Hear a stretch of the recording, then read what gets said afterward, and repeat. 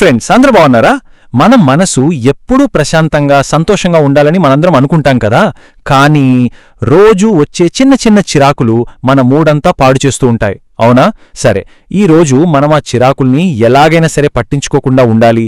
దానికోసం ఒక చిన్న సరదా ఆలోచన గురించి మాట్లాడుకుందాం. ఇంకెందుకు ఆలస్యం, పదండి మొదలు పెట్టేద్దాం.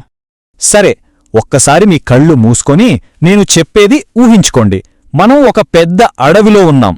అక్కడ ఆకాశాన్ని తాకుతున్నంత ఎత్తుగా చాలా బలంగా ఉన్న ఒక పెద్ద చెట్టు ఉంది. దాని కొమ్మలు ఎంత పెద్దగా ఉన్నాయంటే నీడనిస్తూ అందర్నీ రండి రండి అని పిలుస్తున్నట్టున్నాయి. చూశారా చెట్టుని? మరి చెప్పండి, అంత బలంగా ధైర్యంగా నిలబడ్డ చెట్టుని ఏది పడగొట్టగలదు? ఏమైనా పెద్ద తుఫానా, లేకపోతే బలమైన గాలివానానా? ఒక క్షణం ఆలోచించండి, ఏమై ఉంటుందంటారు? కొంచెం ఆశ్చర్యంగా అనిపించొచ్చుగాని చాలాసార్లు అది పెద్ద తుఫాన్ కాదట. మరేంటి? ఆ చెట్టును లోపలి నుంచి కొంచెం కొంచెంగా తినేసే వేల కొద్దే చిన్న చిన్న పురుగులు. చూసారా, ఈ చిన్న పురుగులే ఈరోజు మనం నేర్చుకోబోయే పాఠానికి ఆధారం. సరే, ఇప్పుడు మనం మొదటి విభాగానికి వచ్చేద్దాం. అదేంటంటే ఈ చిన్న పురుగుల సమస్య. అంటే మన జీవితంలో కూడా చిన్న చిన్న చిరాతులు మన మనశ్శాంతిని ఎలా తినేస్తాయో చూద్దాం రండి. ఇది అక్షరాలా నిజం కదా. మనలో చాలామంది జీవితంలో వచ్చే పెద్ద పెద్ద కష్టాల్ని కూడా తట్టుకుంటాం. కానీ రోజూ ఎదురయ్యే చిన్న చిన్న చిరాకులే మన శాంతిని మెల్లమెల్లగా తినేస్తాయి. సరే, మరి మన సంతోషాన్ని అలా దొంగిలించే ఆ చిన్న చిన్న విషయాలేంటో ఒక్కసారి చూద్దామా? మన జీవితంలో ఈ చిన్న పురుగులు అంటే ఏంటో తెలుసా? ఉదాహరణకి, ఎవరో మనల్ని ఏదో ఒక మాట అంటారు, లేదంటే ఆఫీస్లో ఏదైనా చిన్న తప్పు చేస్తాం. అబ్బో, ఆ ట్రాఫిక్లో ఇరుక్కుపోవడం, స్నేహితులతో చిన్న గొడవ, ఇలాంటివి ఎన్నో. ఆలోచిస్తే ఇవన్నీ చాలా చిన్న విషయాలు కదా. ఇలాంటి చిన్న విషయాలకి మనం సాధారణంగా రెండు రకాలుగా రియాక్ట్ అవుతాం. మొదటిది మన పాత పద్ధతి. అంటే ఏ చిన్న విషయం జరిగినా దానికి బాగా ఎమోషనల్ అయిపోతాం. రోజంతా దాని గురించే ఆలోచిస్తూ బాధపడతాం. ఆ చిన్న సమస్యే మనకు ఒక పెద్ద కొండలా కనిపిస్తుంది. అయితే దీనికన్నా మంచి దారి కూడా ఉంది. అదేంటో తెలుసా? అదే కొత్త ఆలోచన. దాని గురించి చూద్దామా?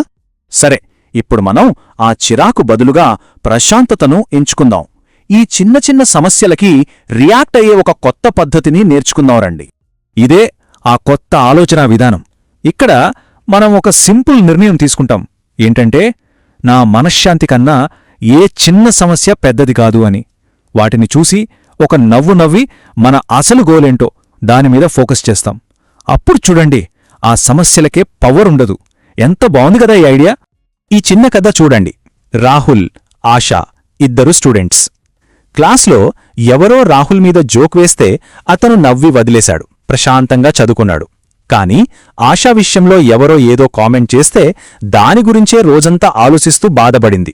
చూసారా, సిచ్యువేషన్ ఒకటే, కాని ఇద్దరి రియాక్షన్ వాళ్ల రోజంతా ఎలా మార్చేసిందో. ఆఫీసులో కూడా సేమ్ టు సేమ్ అంతే. మేనేజర్ ఒక చిన్న తప్పు చెప్తే అరవింద్ దాన్ని నేర్చుకోడానికి ఒక అవకాశంగా తీసుకున్నాడు. కాని మనోజ్ దాన్ని అవమానంగా ఫీలయ్యాడు. రోజంతా మూడ్ ఆఫ్ చేసుకున్నాడు. చూశారా, మన ఆలోచనలే మన ఎదుగుదలకి ఎంత ముఖ్యమో. ఇప్పుడు మనం ప్రకృతి దగ్గర్నుంచి, ఇంకా సక్సెస్ఫుల్ లీడర్స్ దగ్గర్నుంచి కొన్ని మంచి విషయాలు నేర్చుకుందాం. మళ్ళీ ఊహించుకోండి, ఒక ఏనుగు అడవిలో చాలా గంభీరంగా, ప్రశాంతంగా నడుచుకుంటూ వెళ్తోంది. అప్పుడే ఒక చిన్న దోమ వచ్చి దాని చెవి దగ్గర గీయి గీయిమని అరుస్తోంది. దాని డిస్టర్బ్ చేయాలని చూస్తోంది. మన జీవితంలో వచ్చే చిన్న చిన్న విమర్శలు, చిరాకులు కూడా అచ్చం ఈ దోమలాంటివే కదా. కాని ఆ ఏనుగు ఏం చేసిందో తెలుసా? చాలా ప్రశాంతంగా ఒకసారి తన చెవిని అలా ఊపింది. అంతే, తన దారిలో అది నడుచుకుంటూ వెళ్ళిపోయింది. ఆ చిన్న దోమ కోసం తన ఎనర్జీని అస్సలు వేస్ట్ చేసుకోలేదు. గుర్తుపెట్టుకోండి, నిజమైన బలమంటే ఇదే. గొప్ప గొప్ప నాయకులు కూడా ఈ ఏనుగులాగే ఆలోచిస్తారట.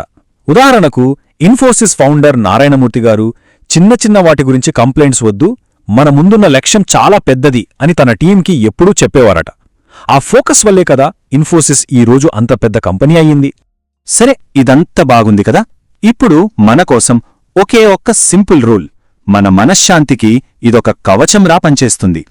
దీని పేరే స్మాల్ థింగ్స్ రూల్. చాలా సింపుల్.